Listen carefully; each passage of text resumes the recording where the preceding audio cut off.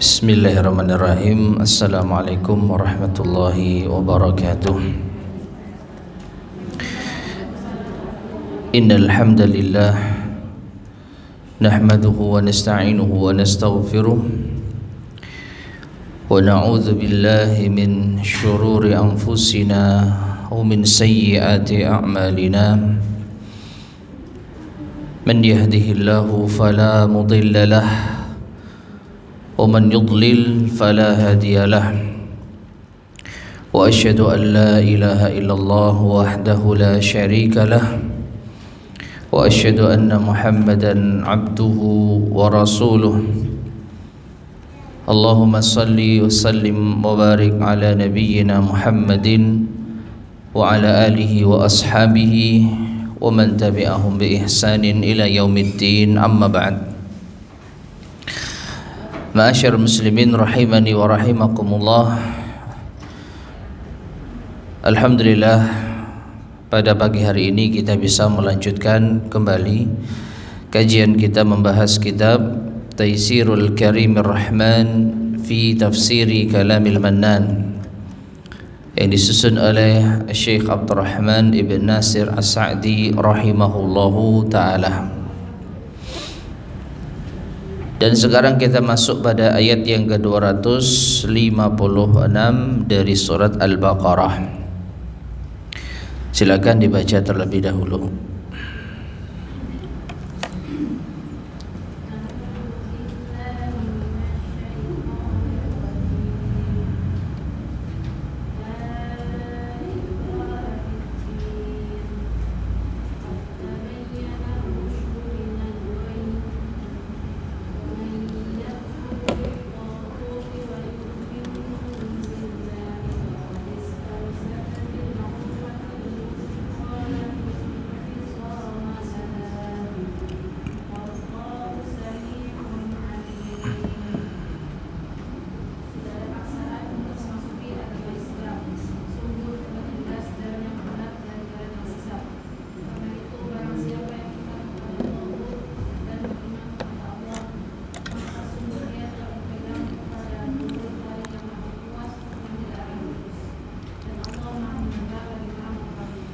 Barakallahu fiik.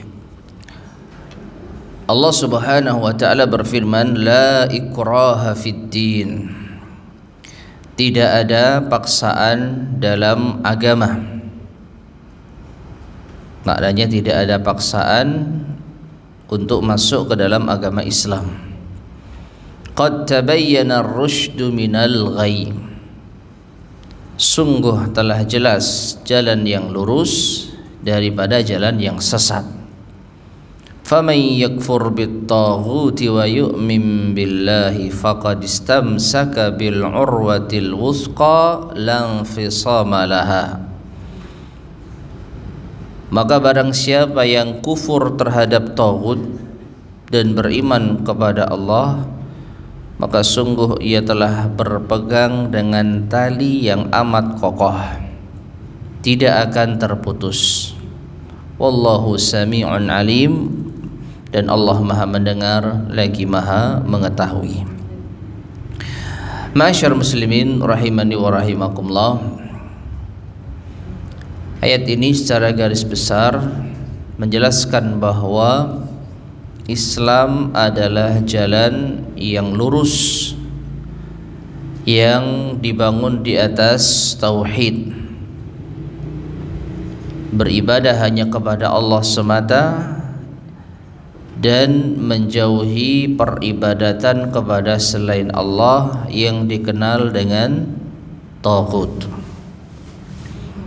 Maka barang siapa yang berpegang teguh dengan Islam yang dibangun di atas dasar tauhid, maka ia telah berpegang dengan tali yang amat kokoh yang tidak akan pernah putus. Dan di dalam masalah ini tidak ada paksaan. Faman syaa falyu'min wa man syaa falyakfur. Yang mau beriman silahkan, yang mau kufur juga silahkan. Dan Allah maha mendengar lagi maha mengetahui. Ini secara garis besar makna dari ayat yang ke-256 dari surat Al-Baqarah.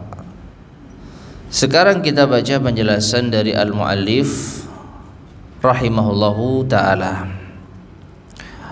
Qala al-muallifu asy-Syaikh As-Sa'di rahimahullah, hadza bayanun likamali hadzal dinil islami. Ini adalah penjelasan tentang kesempurnaan agama Islam ini. Wa annahu likamali barahinihi wattidahi ayatihi wa kaunihi huwa dinul aqli wal ilmi wa dinul fitrati wal hikmah. Ya. Dan bahwasanya likamali barahinihi, dengan kesempurnaan bukti-buktinya, kesempurnaan Islam dengan bukti-buktinya, wattidahi ayatihi, dan juga kejelasan ayat-ayatnya, wa kaunihi huwa dinul aqli wal ilm, dan keberadaan Islam sebagai agama yang sesuai dengan akal sehat dan ilmu, wa dinul fitrati wal hikmah, juga agama yang sesuai dengan fitrah dan hikmah, wa dinus salahi wal islah, agama yang baik dan memperbaiki, wa dinul haqqi war rusydi, agama yang hak dan yang lurus. Falikamalihi, maka dengan kesempurnaannya ini, wa qabulil fitratilah, dan fitrah menerimanya, la yahtaju ilal ikrahi alaih, maka ia tidak butuh paksaan. Jadi dengan kesempurnaan agama Islam ini tidak perlu orang itu dipaksa untuk masuk Islam. Ya. Li'annal ikraha, karena pemaksaan itu, innama yaqa'u ala ma tanfiru anhul qulub, itu biasanya terjadi atas sesuatu yang memang hati ini tidak menerima, hati ini lari darinya, tidak sesuai dengan fitrah, tidak sesuai dengan akal sehat, tidak sesuai dengan hati yang jernih, makanya perlu dipaksa. Wa yatanafa ma'al haqiqati wal haq, dan juga tidak memiliki hakikat dan kebenaran. Kalau sesuatu itu tidak sesuai dengan kebenaran, nah biasanya itu yang butuh paksaan. Au lima takhfa barahinu wa ayatuhu, atau karena samar bukti-bukti dan ayat-ayatnya, baru apa? Dipaksa. Karena kurang jelas buktinya, demikian pula kurang jelas ayat-ayatnya, maka mungkin butuh pemaksaan. Wa illa, namun jika tidak demikian, faman ja'ahu hadzal din, kalau ada orang yang datang kepadanya agama Islam ini, waraddahu wa lam yaqbalhu, lalu ia tolak dan ia tidak menerimanya, wa innahu li'inadihi, itu karena dia orang yang membangkang, dia orang yang menentang. Jadi orang yang tidak memfungsikan akal sehat dan fitrahnya. Taib. Dari sini ma'asyar muslimin rahimani wa rahimakumullah, Islam tidak butuh pemaksaan. Siapapun boleh masuk Islam, dan siapapun berhak untuk menolak Islam. Namun orang yang menolak Islam dengan segala penjelasan yang ada, dengan segala bukti-bukti yang nyata, maka dia menolak bukan atas dasar ilmu, bukan atas dasar mengikuti akal sehat dan fitrahnya, tapi karena dia menentang, karena dia membangkang.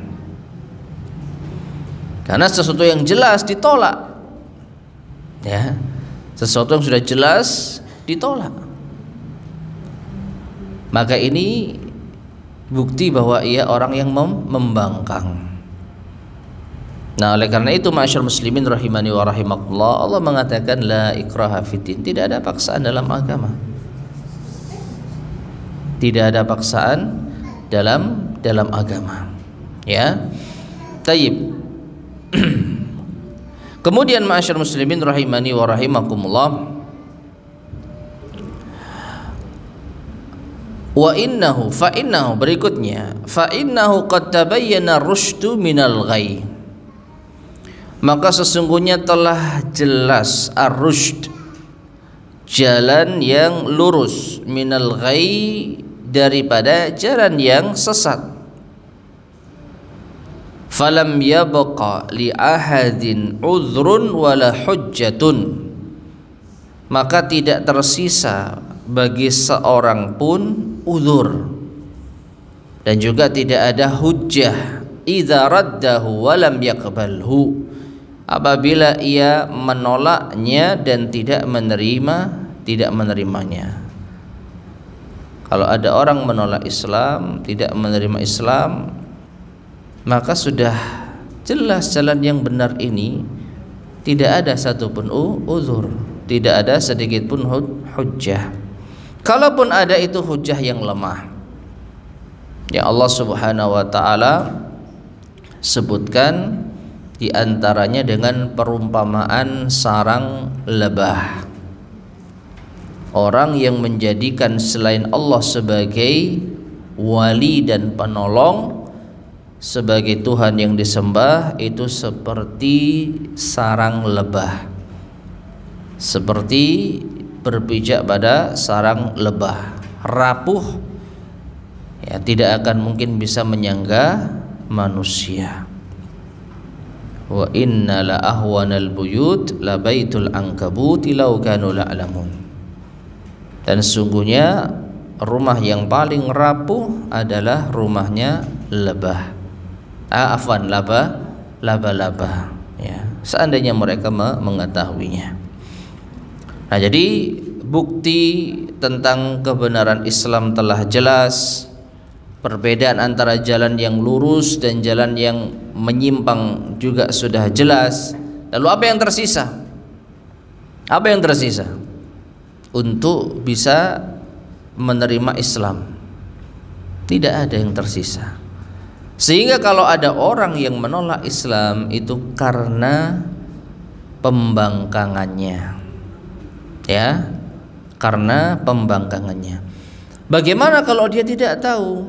Nah, ini tidak tahu tentang bukti-bukti kebenaran Islam. Wallahu a'lam bishawab.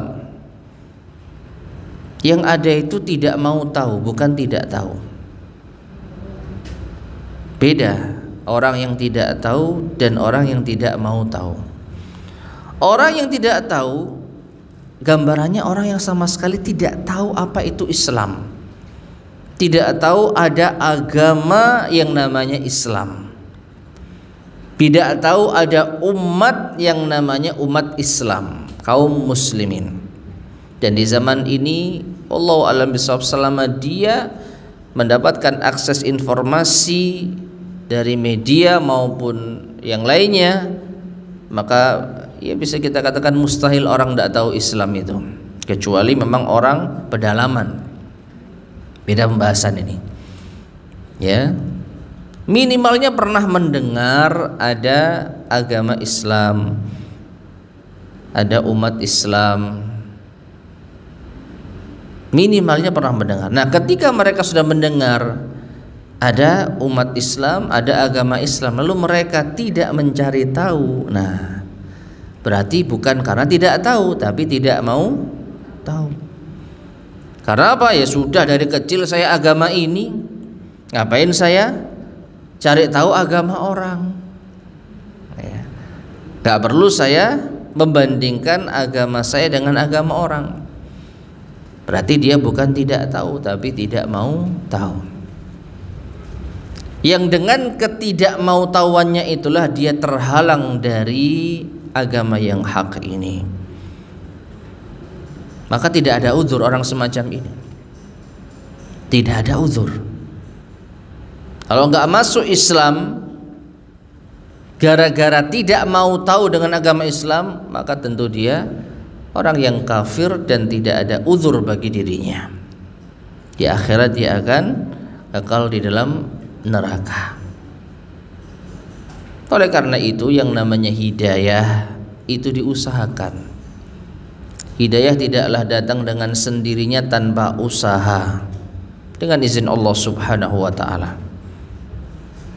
Maka orang-orang yang objektif, orang-orang yang memiliki akal yang jernih, fitrah yang masih lurus, ketika mendengar Islam, setidaknya dia mencari informasi apa Islam itu, apa yang diajarkan, apa yang menjadi panduannya, lalu melihat tentang sejarahnya dan lain sebagainya.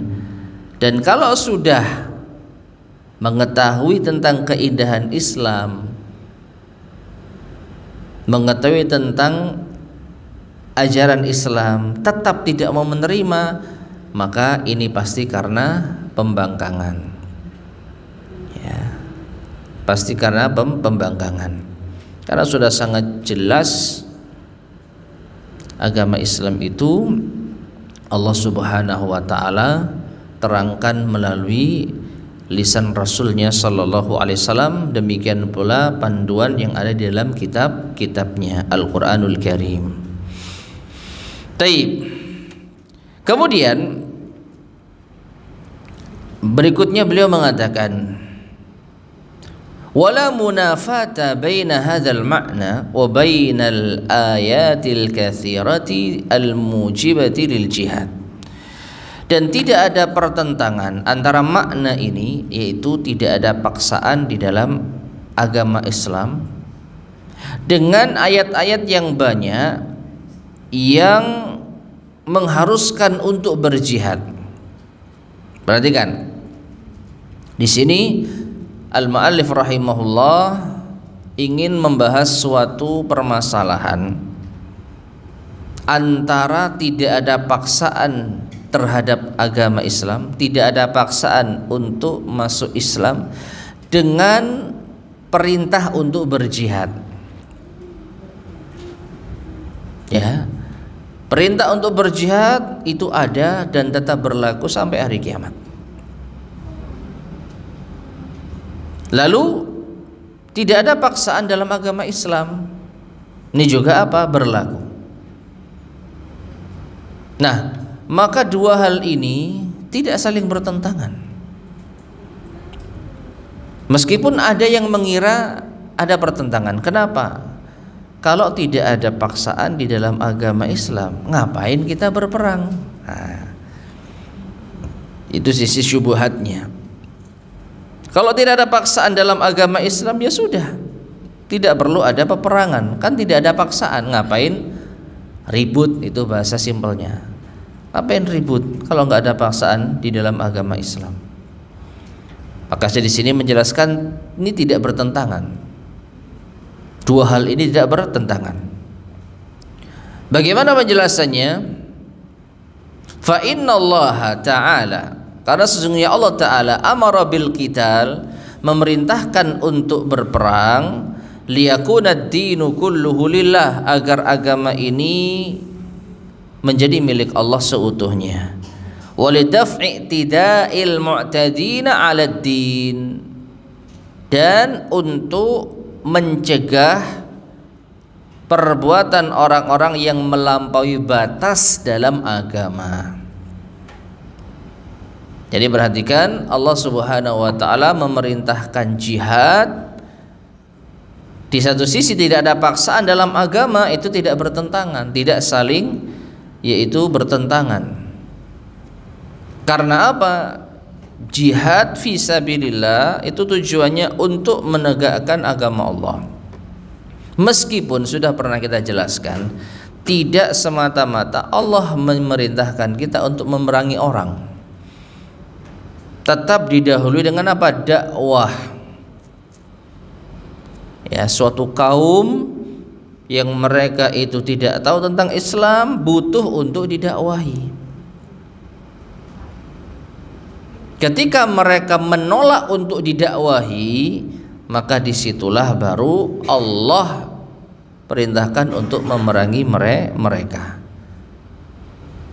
Karena tidak mau apa? Didakwahi. Sedangkan yang namanya berdakwah itu hak siapapun. Orang menyampaikan kebenaran, memberikan nasihat, itu tidak boleh dihalangi. Masalah menerima atau tidak baru tidak ada paksaan. Tapi kalau orang mau menyampaikan sesuatu dilarang, nah justru ini yang tidak benar. Ya, orang mau menyampaikan sesuatu dihalang-halangi, nah ini baru apa? Pemaksaan. Memaksa orang untuk diam, memaksa orang untuk tidak bicara apapun. Adapun menyampaikan kebenaran, menyampaikan sesuatu, katakanlah menyampaikan sesuatu, itu hak siapapun, tidak boleh dihalangi. Nanti terserah kita mau menerima atau menolak. Nah, ketika kaum muslimin mau menyampaikan sesuatu yaitu dakwah dihalang-halangi, maka baru diperangi. Adapun kalau mereka mempersilahkan, silakan masuk ke daerah kita, sampaikan presentasi Anda tentang Islam gitu ya. Baru setelah itu la ikraha fiddin.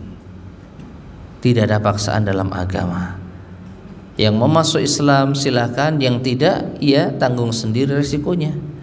Namun setelah itu negeri tersebut wajib tunduk di bawah aturan kaum muslimin. Untuk apa? Untuk agar agama Allah ini tegak. Biarkan kaum muslimin yang mengatur, adapun di antara warga yang tidak mau masuk Islam tidak ada paksaan.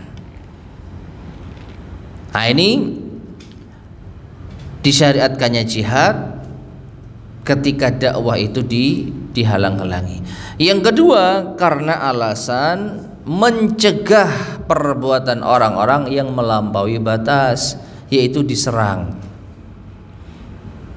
Nah, ini lebih apa? Realistis lagi. Ya, tidak ada paksaan dalam agama. Tapi kalau kita diserang harus ngalah. Nah, ini justru tidak benar. Karena mereka yang memaksa kita untuk tunduk, memaksa kita untuk mengalah. Maka dari itu disyariatkan jihad. Untuk apa? Mempertahankan agama. Ya. Kita tidak memaksa mereka untuk masuk Islam, tapi ketika mereka menyerang kaum muslimin, maka hikmah itu menuntut adanya perlawanan. Karena agama yang kita pegang agama yang benar. Kalau tidak ada perlawanan, sama dengan kita tidak membela agama yang benar. Tidak pantas kita menjadi umat Islam. Kalau agama kita diganggu, kita tidak membela semampunya. Ya, tentu pembahasan tentang jihad ini ada sendiri ya. Taib. Nah, kemudian wa ajma'al muslimun. Kaum muslimin juga sepakat ala annal jihada madin, bahwasanya jihad itu berlaku ma'al birri wal fajir, bersama dengan pemimpin yang baik ataupun pemimpin yang fajir. Jadi di dalam masalah jihad, kaum muslimin sepakat, ahlus sunnah wal jamaah sepakat tetap berdiri di belakang pemimpin mereka, baik pemimpin itu saleh atau tidak saleh. Wa annahu minal furudil mustamirrati, dan bahwasanya jihad bersama dengan pemimpin kaum muslimin ini adalah kewajiban yang berlangsung terus menerus. Al jihadul qawli wal jihadul fi'li, baik jihad secara ucapan maupun jihad secara perbuatan. Bagaimana jihad secara ucapan? Yaitu dakwah, nasihat, amar ma'ruf nahi mungkar dengan lisan. Adapun jihad dengan perbuatan, ya berperang di bawah komando pemimpin kaum muslimin untuk melawan orang-orang kafir. Nah, ini jadi para ulama kaum muslimin sepakat jihad ini masih apa? Tegak. Jadi syariat jihad tidak pernah dihapus. Tidak pernah dihapus. Meskipun dalam penerapannya kita tidak gegabah, tidak boleh gegabah terburu-buru tentang masalah apa? Jihad ini ada aturannya. Dan sekali lagi ini adalah sikap pertengahan. Ahlussunnah wal Jamaah tidak menolak jihad, tidak menghapus jihad di dalam kamus Islam, tetapi Ahlussunnah wal Jamaah juga tidak serampangan di dalam memahami jihad. Pokoknya segala macam perbuatan, aksi dan lain sebagainya masuk jihad, tidak. Jihad ada aturannya. Sebagaimana sholat, puasa, zakat, haji, itu ada aturannya, ada fikihnya. Demikian pula dengan jihad. Makanya jihad ini secara umum masuk dalam masalah akidah, khususnya di dalam ketaatan kepada pemimpin, dilarang memberontak. Tapi secara keseluruhan justru porsi pembahasan jihad itu banyak didapatkan di dalam kitab apa? Kitab apa? Kalau di dalam kitab-kitab akidah pembahasan tentang jihad itu terbatas pada masalah wajib berjihad bersama pemimpin kaum muslimin, baik pemimpin yang soleh maupun yang tidak soleh. Ini masalah akidah, masalah manhaj, ya. Tidak boleh memberontak kepada mereka. Nah, ini pembahasan jihad di dalam kitab akidah terbatas saja masalah ini. Tapi yang lebih lengkap pembahasan jihad itu ada di dalam kitab apa? Kitab fikih, seperti sholat, puasa, zakat, ada fikih jihad. Ya, ada fikih jihad. Syarat-syaratnya apa? Penghalang-penghalangnya apa? Lalu aturan-aturannya bagaimana? Belum lagi nanti apa? Ketika mendapat harta rampasan perang, bagaimana memperlakukannya? Dalam kitab fikih dibahas ini. Makanya orang yang berjihad kalau nggak pernah membaca fikih, apa yang mau didapatkan dari jihadnya? Di sisi lain, sebagian kalangan justru mengolok-olok kaum muslimin yang hanya belajar toharoh, hanya belajar sholat. Kapan jihadnya kok ngaji terus gitu loh? Kapan jihadnya? Mana aksinya? Kok hanya duduk di majelis ilmu? Nah, ini yang terjadi karena apa? Jihad tanpa ilmu. Pokoknya semangat, ada acara demo dianggap jihad. Demikian pula waliyadzubillah, yaitu acara bom bunuh diri dianggap jihad. Ya, ini adalah musibah. Ya, justru mereka mencela sebagian kaum muslimin yang belajar fikih. Ya, meskipun itu masalah yang sepele, nanti ada saatnya belajar fikih jihad. Justru mereka jatuh pada kesalahan yang sangat fatal. Ya, gara-gara kalian nggak belajar fikih lah, kalian tersesat di dalam masalah jihad. Maka para ulama sudah dengan susah payah memberikan arahan panduan di dalam kitab fikih, tapi tidak kita manfaatkan, justru kita sia-siakan. Ya. Jadi di antara bidang ilmu agama yang sangat penting itu fikih, karena semua pembahasan yang kita butuhkan itu ada. Dikuatkan dengan akidah sahih untuk menguatkan iman kita, untuk menguatkan yaitu ketakwaan kita. Tapi di dalam penerapan sehari-hari ibadah muamalah kita tidak bisa lepas dari ilmu fikih. Nah, taib. Kemudian Beliau mengatakan faman dhanna minal mufassirin, siapa yang mengira bahwa di antara ahli tafsir anna hadhil ayah, bahwasanya ayat ini tunafi ayatil jihad, itu bertentangan dengan ayat-ayat jihad. Fajazama, lalu ia memastikan bi annaha mansukhatun, bahwa ayat tentang jihad itu mansukhah, telah dihapus, telah dibatalkan. Faqauluhu dhaif, maka pendapat semacam ini lemah. Lafdhan wa ma'nan, pendapatnya ini lemah baik secara lafaz maupun makna. Kama huwa wadihun, sebagaimana hal ini jelas, bayyinun, tegas, liman tadabbaral ayatal karimata, bagi siapa yang mentadabburi ayat yang mulia. Kama nabbahna alaih, sebagaimana yang telah kami terangkan.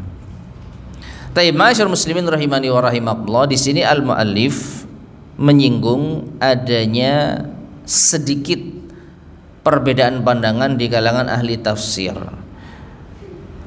yaitu ada yang memahami ayat ini la ikraha fid din, itu ayat yang menghapus syariat tentang jihad. Maka pendapat ini keliru, lemah, karena ayat tentang jihad tetap berlaku hingga hari kiamat, sebagaimana ayat ini la ikraha fid din juga berlaku. Sekali lagi tidak ada pertentangan. Adapun syubhat mereka yang tadi telah kita sampaikan itu lemah. Kalau tidak ada syariat, kalau tidak ada paksaan dalam agama, maka tidak butuh jihad. Nah, ini seakan-akan seperti itu. Karena jihad itu apa? Perang, dan ada kesan memaksa orang, kalau nggak mau dibunuh, kan gitu. Maka ini keliru. Justru ada kalanya jihad itu bertahan.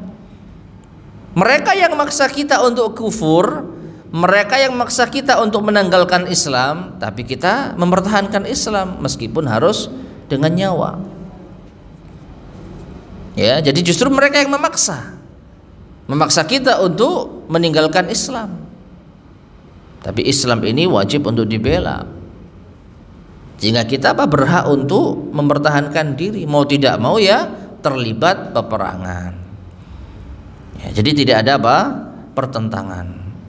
Kalau ada ahli tafsir yang memahami ayat tentang jihad sudah dihapus karena ada ayat ini, maka ini keliru. Tayyib.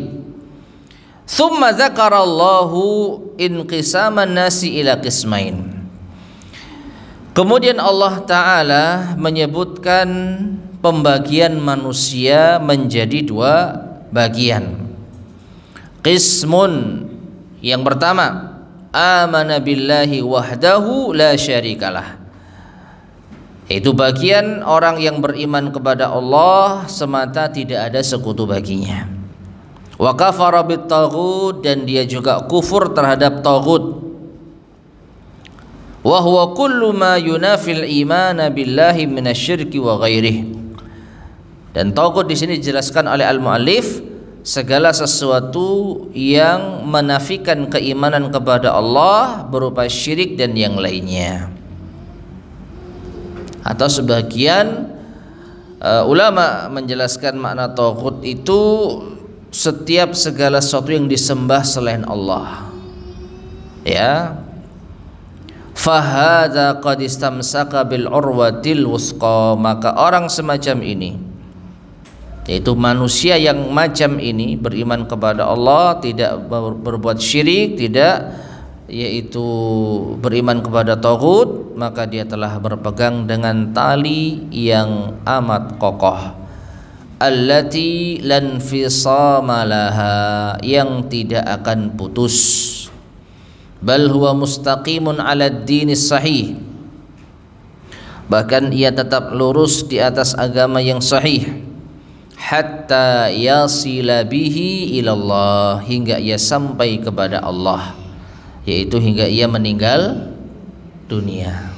Ya, jadi orang yang berpegang teguh dengan agama ini, orang yang menjaga tauhidnya, dan menghindari syirik sehingga akhir hayatnya, maka ia telah berpegang dengan tali yang amat kokoh, tidak akan putus sampai ia bertemu dengan Allah di akhirat. Wa ila dari karamatihi, bahkan sampai ia berada di negeri kemuliaan, yaitu surga.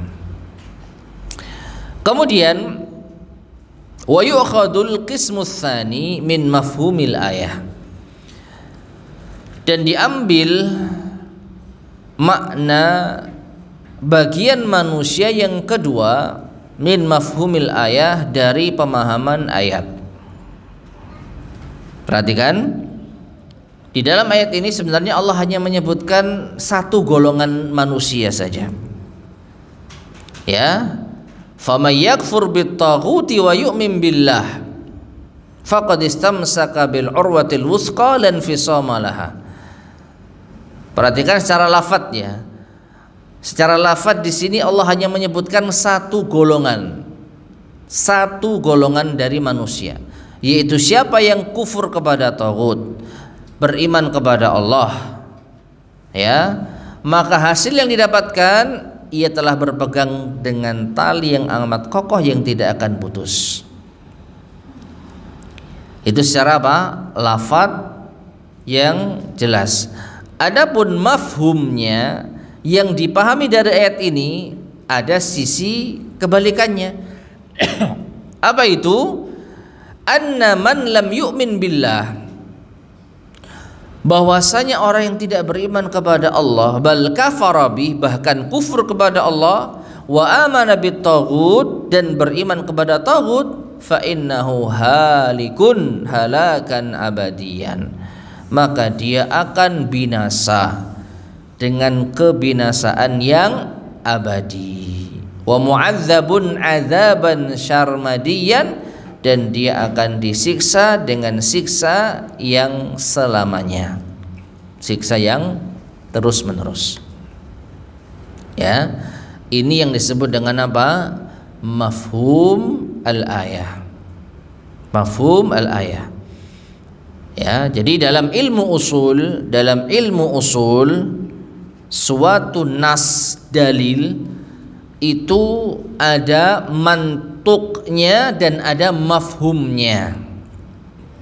Ada mantuknya dan ada mafhumnya.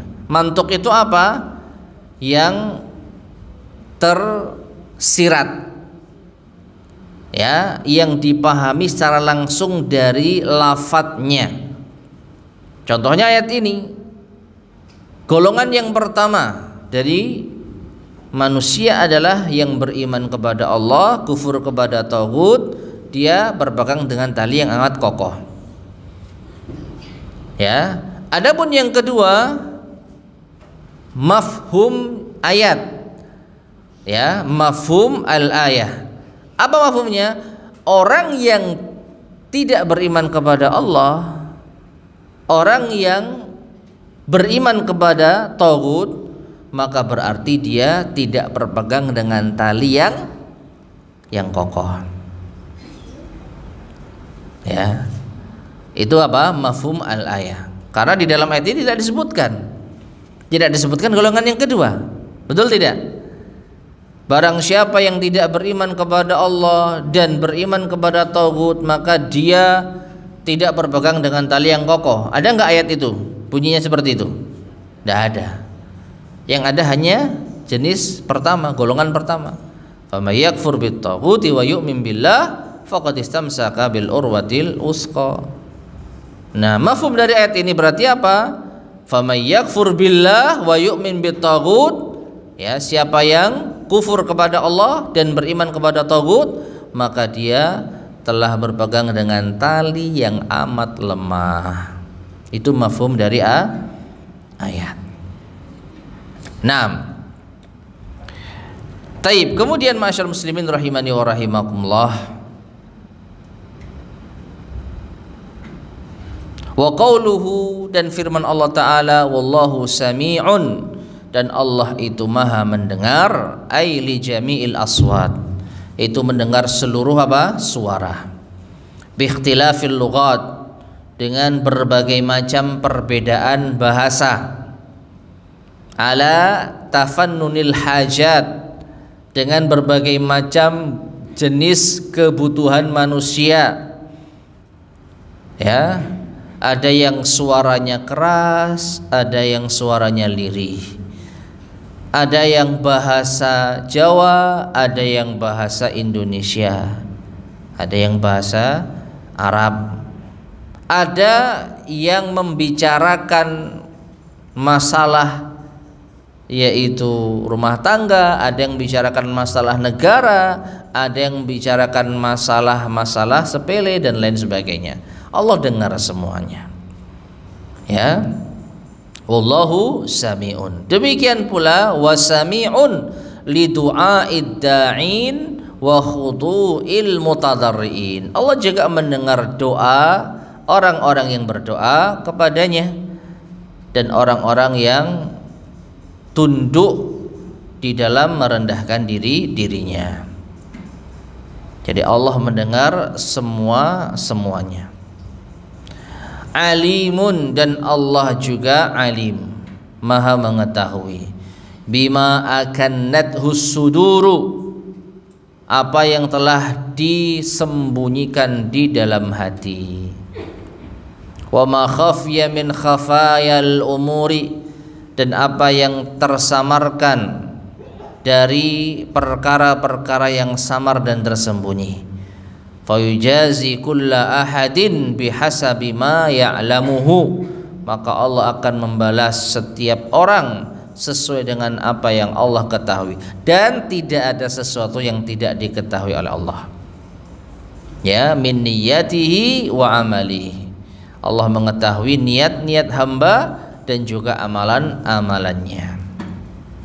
Nah, jadi masyarakat muslimin rahimani wa rahimakumullah, Allah Subhanahu wa taala menutup ayat ini dengan sifatnya yang sangat mulia. Ya, dengan nama Allah Subhanahu wa taala Alimun Al-Alim, Sami'un As-Sami'. Allah Maha mendengar, Allah Maha mengetahui.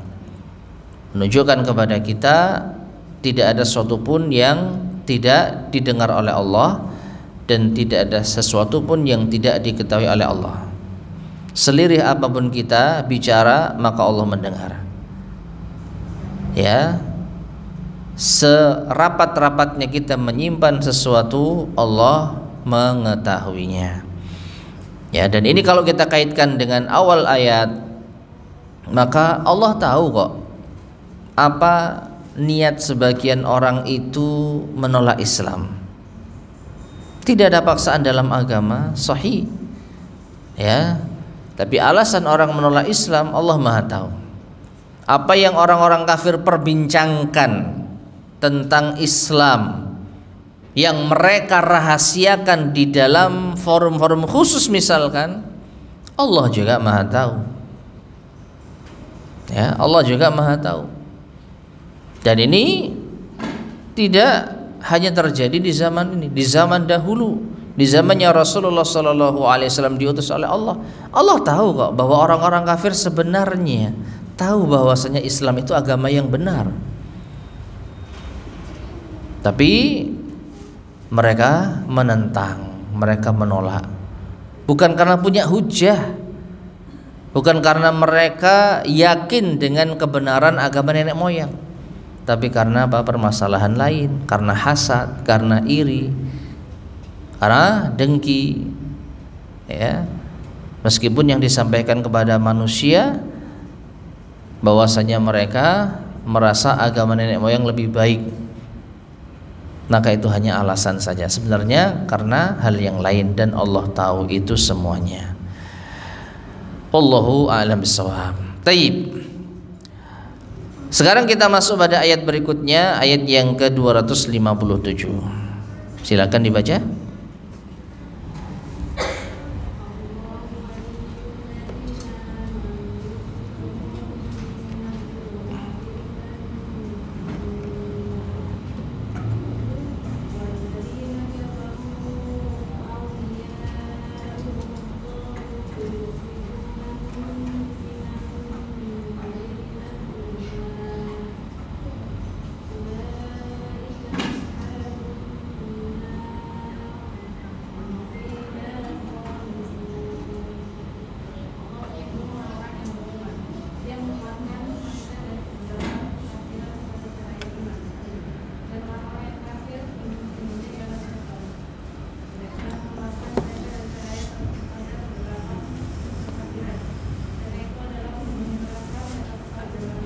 Barakallahu fiki.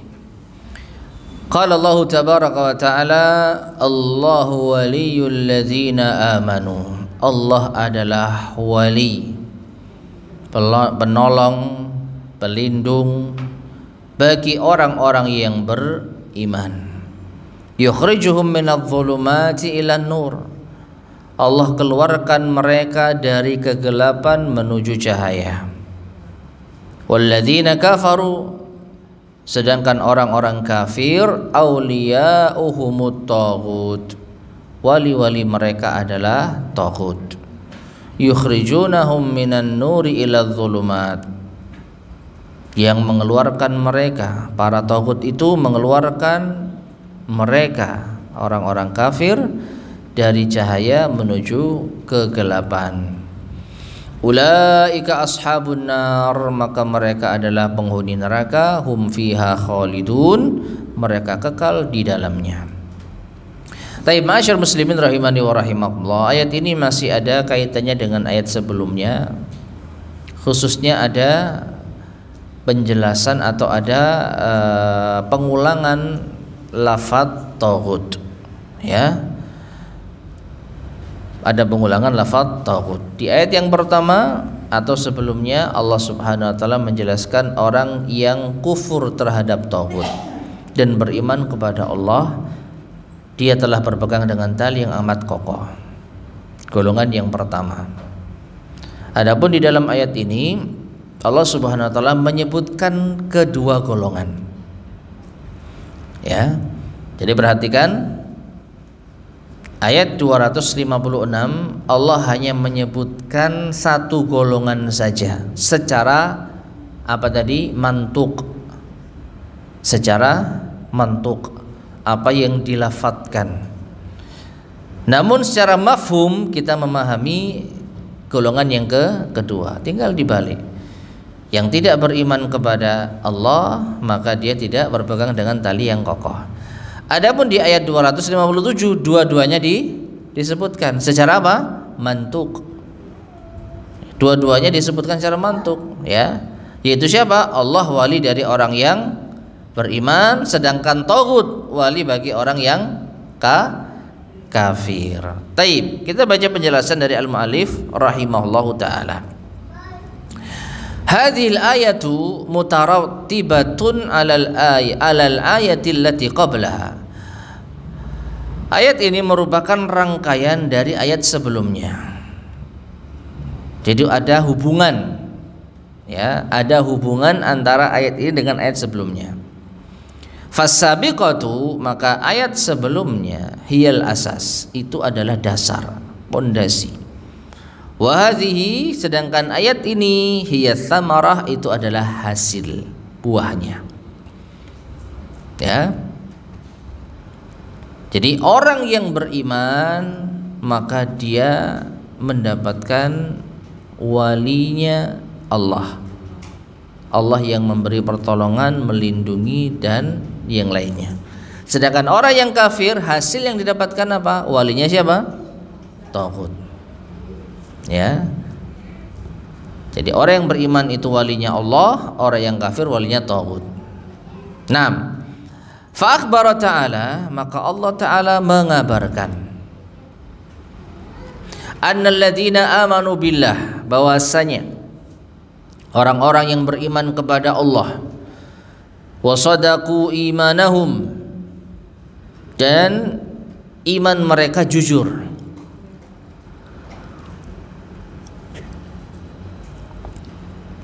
Allah Subhanahu wa taala menjelaskan bahwa orang-orang yang beriman dan iman mereka itu jujur, bil qiyami biwajibatil iman, dan di antara indikasi keimanan yang jujur adalah menjalankan kewajiban-kewajiban iman, menjalankan tuntutan dari iman.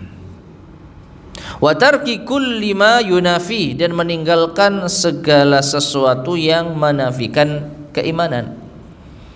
Annahu waliyuhum, maka Allah lah wali mereka. Yatawallahum biwilayatihil khasah, Allah yang akan mengurusi mereka dengan pengurusan yang khusus. Ya, di antara makna wali melindungi, menolong, membela, ya, ngurusi, memperhatikan dengan perhatian yang khusus. Wa yatawalla tarbiyatahum, Allah juga memperhatikan pendidikan mereka, yaitu mereka dididik oleh Allah Subhanahu wa taala. Fayukhrijuhum min zulumatil jahli wal kufri, maka Allah keluarkan mereka dari kegelapan, kebodohan, kekufuran, wal ma'asi wal ghaflati wal i'rad.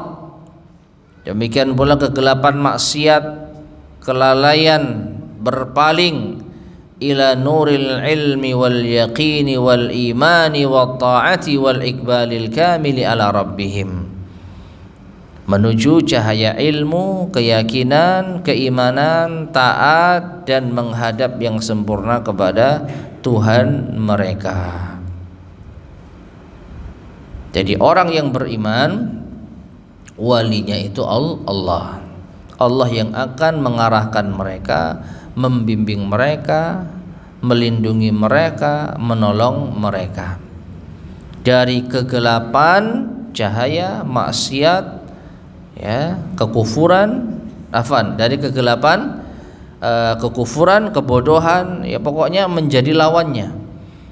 Dari bodoh Allah berikan cahaya ilmu, dari kekufuran Allah berikan cahaya keimanan, dari kemaksiatan Allah berikan cahaya ketaatan, ya. Naam. Wa yunawwiru qulubahum, Allah juga menerangi hati-hati mereka, bima yakzifuhu fiha min nuril wahyi wal iman, dengan apa yang Allah pancarkan di dalam hati-hati mereka berupa cahaya wahyu dan keimanan.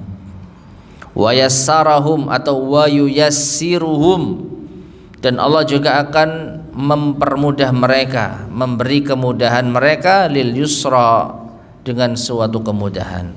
Wa yujannibuhum, dan Allah akan menjauhkan mereka, al usra, dari kesulitan.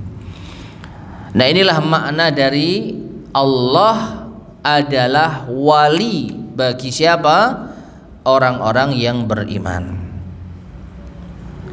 Nah, jadi ma'asyar muslimin rahimani wa rahimakumullah, orang yang beriman akan mendapatkan buah dan hasil dari keimanan mereka. Allah Subhanahu wa taala telah memberikan jaminan perwaliannya kepada orang-orang yang beriman. Ya, sebagaimana wali dalam urusan manusia, ya ngurusi, membantu apapun yang dibutuhkan. Walillahil matsalul a'la, Allah permisalannya lebih tinggi. Kita tidak menyamakan Allah dengan makhluknya, tapi hanya sebagai pendekatan makna. Yang namanya wali dari kalangan manusia itu mengurusi segala macam apa yang dibutuhkan. Nah, orang yang beriman walinya itu Allah Subhanahu wa taala. Maka jaminan yang sangat luar biasa yang Allah berikan kepada orang-orang yang beriman. Ya. Jadi awalnya orang itu berada di dalam kegelapan, tapi karena dia beriman, yang menjadi walinya adalah Allah, maka Allah Subhanahu wa taala berikan cahaya penerangan. Adapun wa ammal ladzina kafaru, adapun orang-orang kafir, fa innahum lamma tawallau,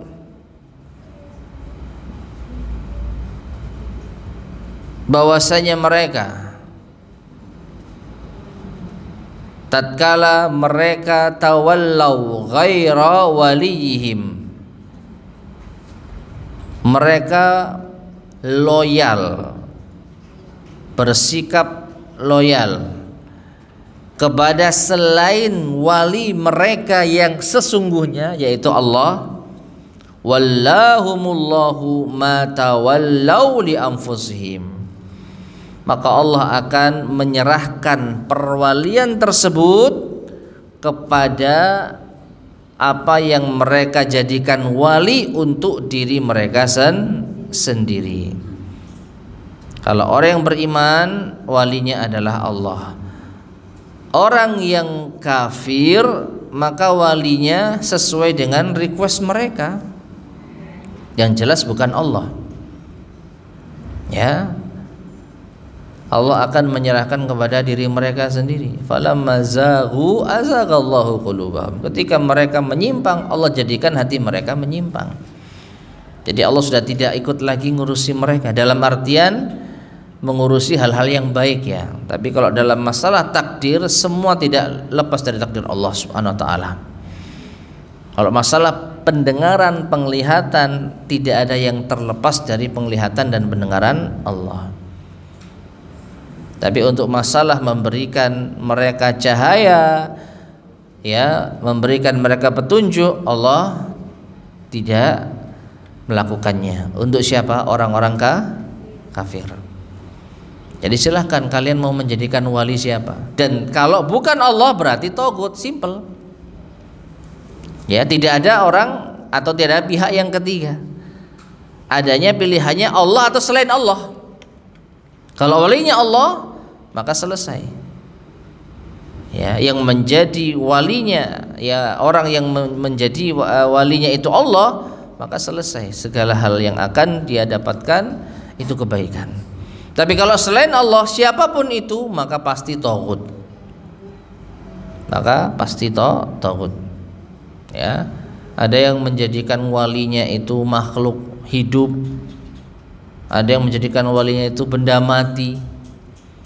Ya, bergantung pada selain Allah Subhanahu wa taala. 6. Jadi Allah Subhanahu wa taala akan menyerahkan kepengurusannya kepada siapa yang mereka kehendaki. Wa khadzalahum, maka Allah pun menghinakan mereka. Wa wakalahum ila riayati man tawallahum, Allah akan memasrahkan mereka di dalam pengurusan orang yang menjadi wali bagi mereka, atau siapapun yang menjadi wali bagi mereka. Mimman laisa indahu naf'un wala dzurrun, dari pihak yang tidak memiliki manfaat atau madarat. Ya, pokoknya selain Allah tidak bisa memberi manfaat atau menolak madarat. Karena selain Allah itu lemah, tidak mengetahui segala sesuatu, tidak mendengar segala sesuatu, tidak melihat segala sesuatu. Maka siapa yang walinya itu selain Allah, dipastikan dia dalam kondisi yang hina, dalam kondisi yang rendah. Fa'adalluhum, bahkan cenderung menyesatkan. Wa ashqauhum, dan menyengsarakan. Ya. Jadi siapa yang menjadikan selain Allah sebagai walinya, maka pasti akan tersesat dan akan sengsara. Meskipun kehidupannya terlihat baik-baik saja. Nah, karena kalau kehidupan duniawi ya, itu tidak menjamin kebaikan akhirat. Karena dunia itu kan fana. Ya, ibarat apa? Fata morgana. Yang dilihat orang itu baik, tapi ternyata dalamnya rusak. Ya, yang dilihat manusia gembira, padahal hatinya sakit, tersiksa. Karena yang menjadi wali bagi dirinya bukan Allah Subhanahu wa taala. Ya, beda dengan orang yang beriman, walinya Allah. Contoh mudahnya, orang yang beriman ketika dia diuji dengan musibah, Allah akan membantu, menolongnya untuk tidak keluar dari perbuatan yang diharamkan. Akhirnya dia ingat sabar, dia ingat untuk mendapat berharap pahala dari Allah, ya, tidak dengan otomatis orang itu ketika mendapatkan musibah bisa sabar, ya, karena semua itu tergantung hidayah dari Allah Subhanahu wa taala. Ada yang tidak dapat hidayah ketika mendapat musibah, emosi ada, marah-marah ada. Dan sebaliknya, orang-orang yang mendapatkan hidayah ketika mendapat musibah bersabar, istighfar, taubat, kemudian introspeksi diri, muhasabah, jangan-jangan karena dosa saya. Nah, itu karena walinya siapa? Allah. Tapi orang yang kafir ketika mendapatkan musibah, karena walinya bukan Allah, maka tidak sedikit yang mendapatkan musibah yang lebih besar. Di antaranya apa? Bisa sampai stres hingga naudzubillahi min dzalik, bunuh diri. Padahal secara materi orang ini orang yang sangat mampu, ya, orang yang memiliki kedudukan di mata masyarakat, semua mata menyorotnya, orang yang terkenal, orang yang kaya raya. Tapi karena dia tidak beriman, sehingga yang menjadi wali baginya bukan Allah. Sehingga ketika dia mendapatkan musibah, maka Allah serahkan kepada siapa yang ia serahkan dirinya. Ya, kalau ia serahkan nasibnya kepada ketenaran misalkan, ya sudah, ketenaran tidak akan bisa membantunya menghadapi musibah. Kalau ia serahkan nasibnya kepada harta, pokoknya orang ini gila harta, begitu mendapatkan musibah, ya, hartanya tidak bisa membantunya. Nah, inilah orang-orang yang menjadikan walinya bukan Allah, diawali dengan memilih kufur daripada iman. Maka fa'adhalluhum, wali-wali mereka itu yang akan menyesatkan mereka, wa ashqauhum, dan menyengsarakan mereka, wa harramuhum hidayatal ilmin nafi' wal amalis salih. Bahkan wali-wali mereka itu akan mencegah mereka mendapatkan hidayah ilmu yang bermanfaat dan amal yang saleh. Wa harramuhumus sa'adah, mencegah mereka untuk bahagia, bahagia yang hakiki, bukan bahagia yang semu. Wasaratin naru mathwahum, sehingga neraka itu menjadi tempat kembali mereka. Khalidina fiha mukhalladin, kekal di dalamnya dan dikekalkan. Allahumma tawallana fi man tawallaita, ya Allah, jadikanlah kami, yaitu mendapatkan perwalian sebagaimana Engkau menjadi wali bagi orang yang mendapatkan hidayah, ya. Tayyib, ma'asyar muslimin rahimani wa rahimakumullah. Jadi kesimpulannya, kalau kita ingin wali kita itu Allah, maka syaratnya harus beriman, karena Allah yang menjamin hal tersebut. Selagi kita tidak beriman, maka wali kita entah siapa, yang pasti selain Allah, dan itu pasti akan menyengsarakan kita. Ya, setiap permasalahan yang kita hadapi tidak akan bisa kita selesaikan dengan baik kecuali kita beriman kepada Allah. Insya Allah Allah akan berikan solusinya. Allah akan berikan jalan keluar baginya. Wa may yattaqillaha yaj'al lahu makhraja wa yarzuqhu min haitsu la yahtasib. Siapa yang bertakwa kepada Allah, maka Allah akan berikan jalan keluar dan akan diberi rezeki dari arah yang tidak disangka-sangka. Wallahu taala alam shawab. Tayyib, ma'asyar muslimin rahimani wa rahimakumullah. Kita cukupkan kajian kita di pagi hari ini. Insyaallah akan kita lanjutkan pada kesempatan berikutnya biidznillah subhanahu wa ta'ala. Baik, sebelum kita akhiri, barangkali ada yang disampaikan, tafadhal silakan.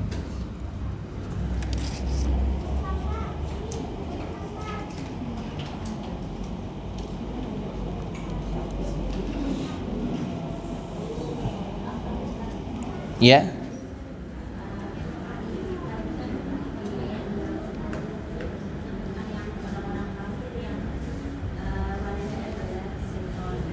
Walinya tauhid. Ya.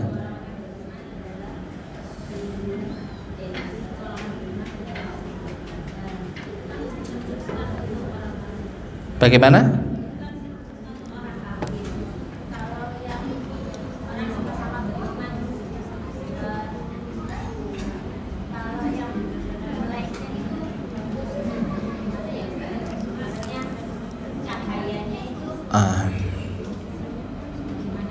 Baik, jadi gini, coba saya pahami.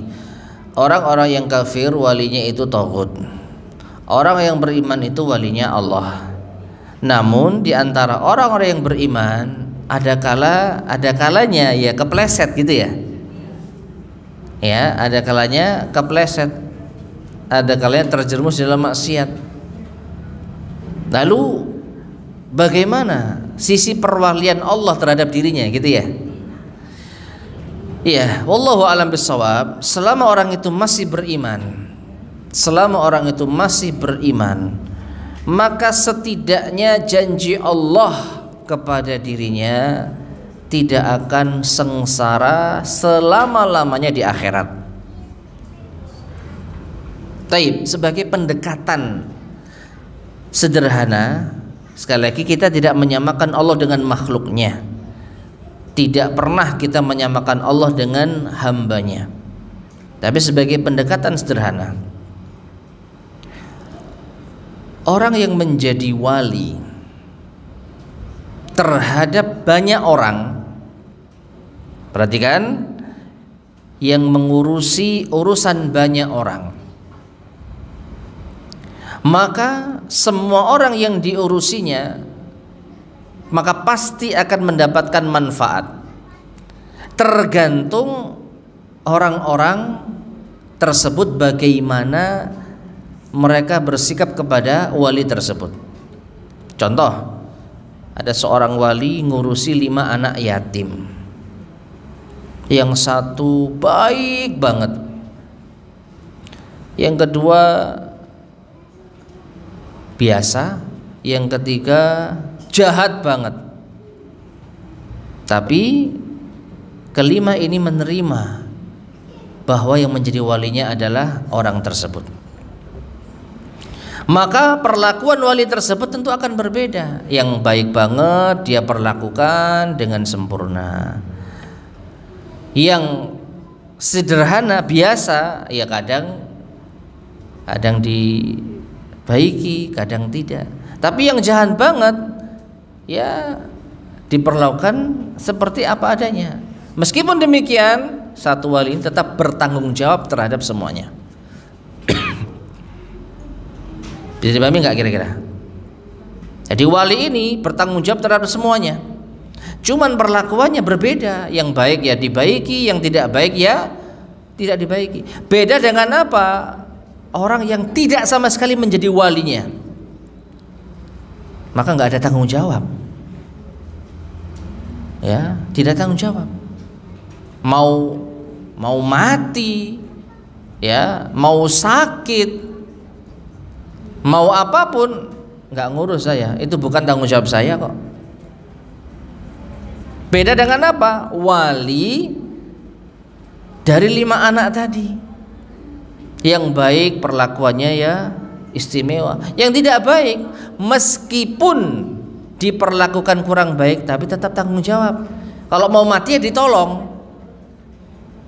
Anak yang jahat ketika dia sudah sampai mentok dia mau mati ya ditolong karena dia tetap menjadi walinya. Ya.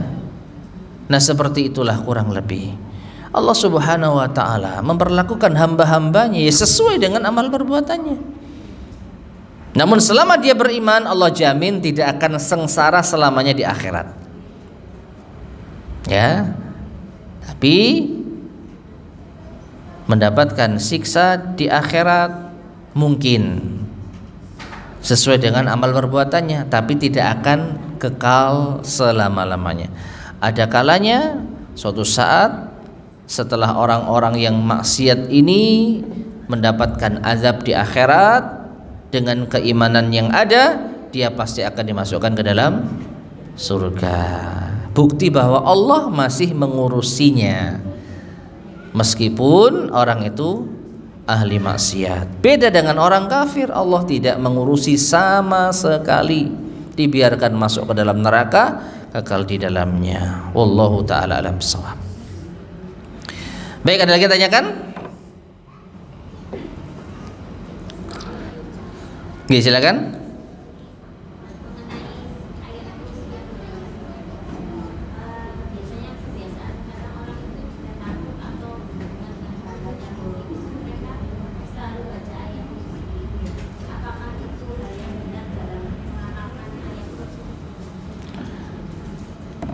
Taib, sebagian orang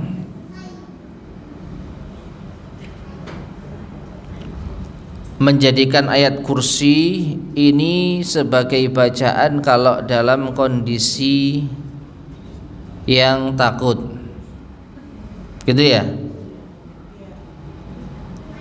Contohnya ketika dia berada di rumah sendirian, dia takut dengan jin, lalu membaca ayat kursi.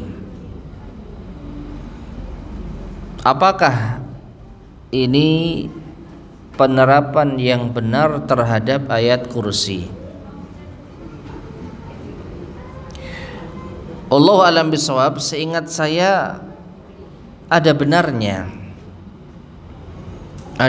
namun saya tidak ingat dengan dalilnya. Ada yang bisa membantu mungkin?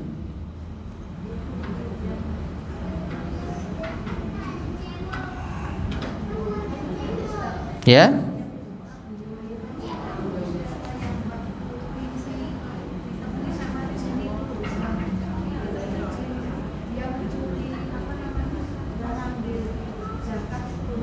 Naam.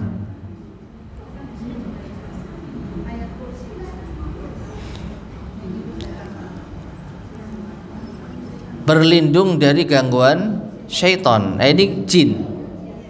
Nah ini, kalau berlindung dari gangguan syaitan itu mungkin ya yang bisa dipahami, berlindung supaya tidak diganggu ibadahnya, mungkin supaya tidak terpengaruh dengan bisikan syaitan.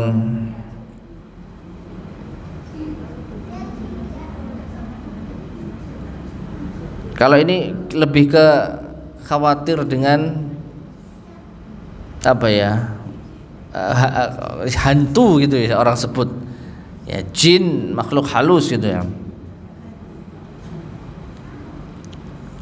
Tapi bagaimana hadis Abu Hurairah itu?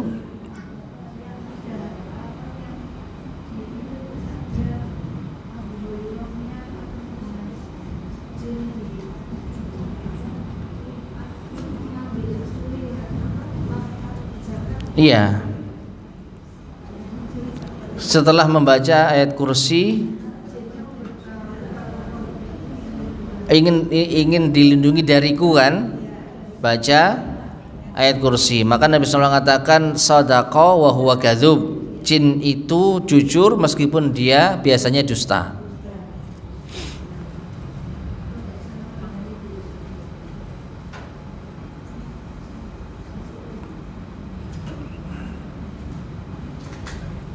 Taib. Diawali dengan melawan syaitan atau melawan jin.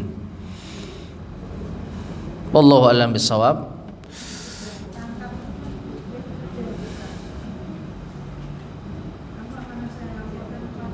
Iya, betul. Jadi Abu Hurairah berhasil menangkap jin, kemudian jin tersebut memberikan tips kan gitu ya, tips agar bisa mendapatkan perlindungan dari gangguan bangsanya, itu ketika membaca ayat kursi. Nah, jadi wallahu a'lam bishawab, kalau sekiranya kita berada di tempat angker katakanlah, lalu kita khawatir dengan gangguan jin, maka kita bisa membaca ayat kursi, dan ini insya Allah penerapan yang tepat, ya, penerapan yang benar, ya. Wallahu a'lam bishawab. Taib, ada lagi yang sampaikan?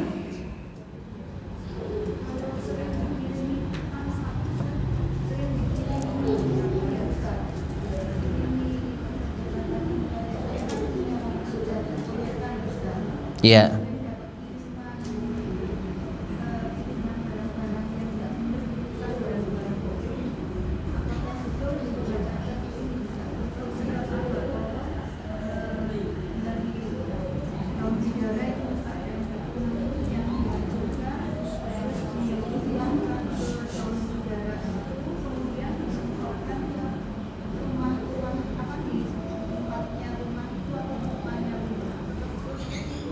Baik. Jadi seseorang biasa mendapatkan kiriman barang yang tidak benar gitu. Lalu kaitannya dengan proyek itu apa?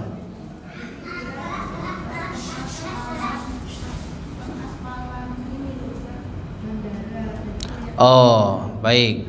Jadi ada penanggung jawab proyek yang dia mendapatkan entah dari rekan kerja atau bawahan, Pak pakai ini Pak, tolong ini ditanam.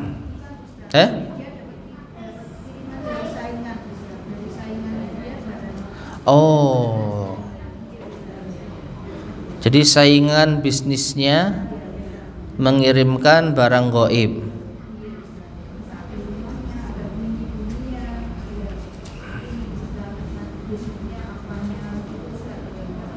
Lalu yang terjadi apa?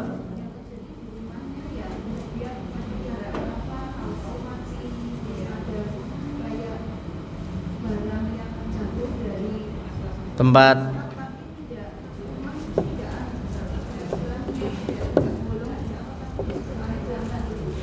ya, kesimpulannya itu sihir kan? Ya. Lalu apakah bisa dengan membaca surat Al-Baqarah? Ya, jawabannya bisa. Baca Al-Baqarah, ayat kursi, itu diantara fungsinya. Setelah itu bersabar. Jangan pernah menangkal sihir dengan sihir. Ya.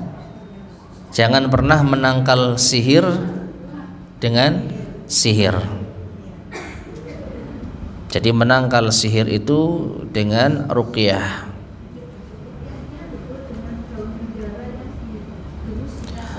Itu sebagian pengamalan para salaf ya. Artinya kalaupun tidak seperti itu enggak masalah.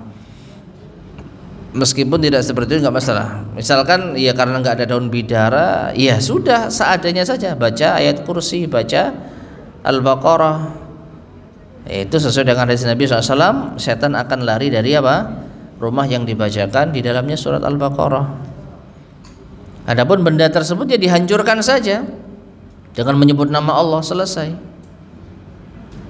Ya. Setelah itu kita bersabar dan tetap optimis. Jangan kita mengalah, jangan kita merasa lemah. Hadapi saja ya. Kan paling ya afan ya, bukan meremehkan sesuatu, tapi ya atap bocor misalkan, kemudian hewan peliharaan menikmati, ya sudah, musibah terjadi atas kehendak Allah meskipun melalui tangan orang-orang jahat. Ya, jadikan itu sebagai ujian. Ya, kita yakini ini ujian yang mungkin ada hikmahnya, namun jangan pernah kita menangkal ini dengan sihir pula. Ya, wallahu a'lam bishawab. Baik, kita cukupkan sekian, mudah-mudahan bermanfaat. Kurang lebihnya saya mohon maaf. Kita akhiri. Subhanakallahumma bihamdika asyhadu an la ilaha illa anta astaghfiruka wa atubu ilaik. Walhamdulillahirabbil alamin. Assalamualaikum warahmatullahi wabarakatuh.